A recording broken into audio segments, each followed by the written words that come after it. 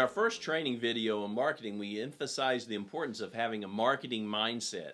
And by that, we mean you as a business owner should have the mindset that you are in the marketing business. You may do it in a number of different industries, but as business owners, we are in the marketing business. We've got to see that as a key force in our thinking, our planning, our strategy, and our execution.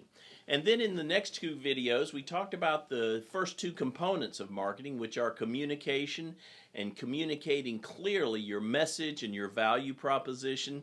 And then secondly, branding and how important it is to not try to buy a brand, but to earn your brand. And then we also emphasized the value of social proof and how important that is today. In this video, we want to talk about lead generation, which is the third component of marketing.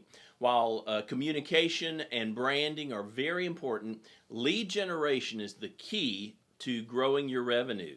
And so I want you to realize that in lead generation, we are always experimenting. We're testing things and we're trying new things. And that's why it's important to track and measure everything we do. In fact, when done right, marketing is never a failure because there are only tests that didn't work the way we thought they would. And we learn from them so we can improve the next time.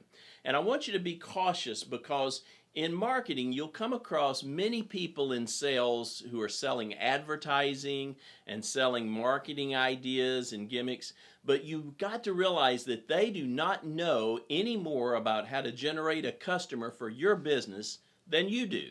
You want to be the expert on your business, and you do that through trying different things, testing them, and then measuring the results. So become a strategic marketer by tracking and measuring everything you do, every marketing activity, and never spend money on marketing unless you have a way to track it and measure the effectiveness of it.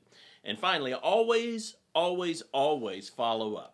As you get leads, as your marketing produces leads and opportunities, you must follow up because the fruit is in the follow-up. Follow up with those leads and then you'll be able to see many of them convert and become customers for you. Now, what I want to focus on now are the 5 big ways that we generate leads in our business. You might think of these as 5 buckets. And the first bucket is traditional advertising.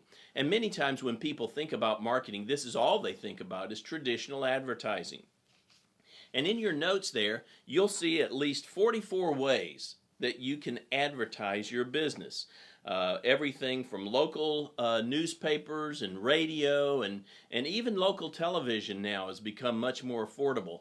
But truthfully, traditional advertising is probably the most expensive form of marketing you may find yourself doing.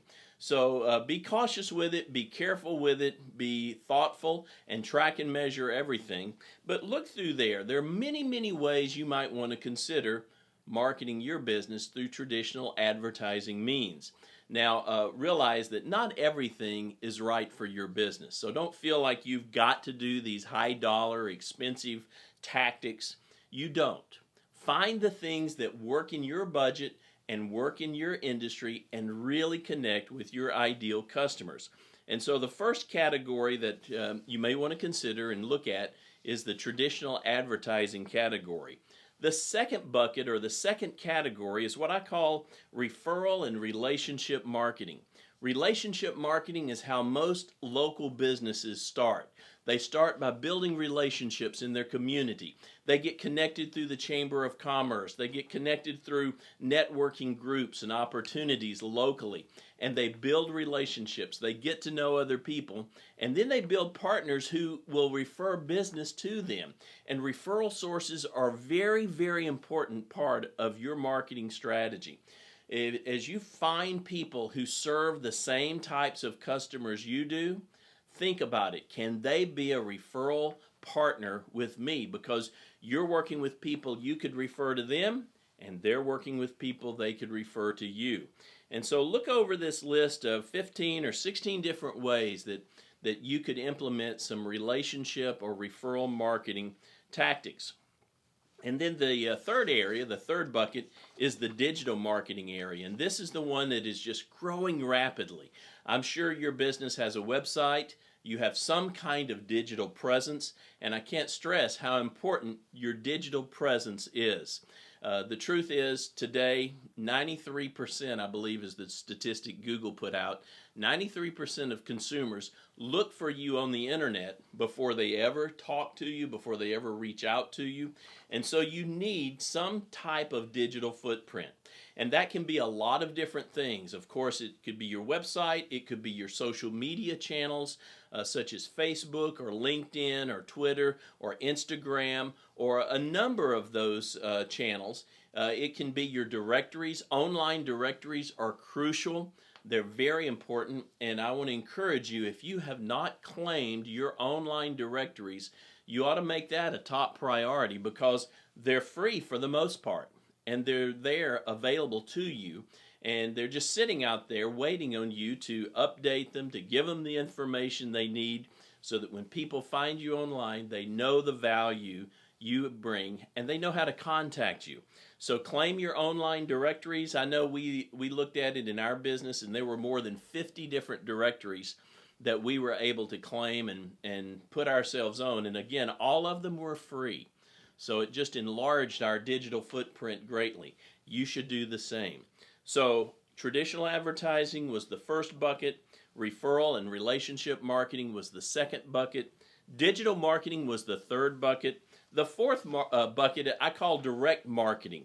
And direct marketing are things like direct mail, cold calling, telemarketing. AdWords is a digital form of direct marketing. And so look through this list of possible direct marketing tactics that might be right for you and think about, have I used these? Have I used them effectively? If not, could I use them? Should I consider them? And think through that list of tactics for direct marketing.